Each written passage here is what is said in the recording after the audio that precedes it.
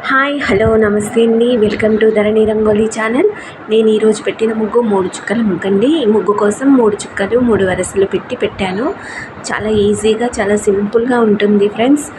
Try చేయండి, చాలా బాగుంటుంది ముగ్గు. నా ముగ్గు కనుక మీకు నచ్చితే లైక్ చేయండి, మీ ఫ్రెండ్స్కి షేర్ చేయండి, అలాగే సబ్స్క్రైబ్ చేసుకోండి ఫ్రెండ్స్. ఇలాంటి ముగ్గులు మన ఛానల్లో చాలా ఉన్నాయండి. సబ్స్క్రైబ్ చేసుకోండి, ఛానల్లోకి వెళ్ళి చూడండి.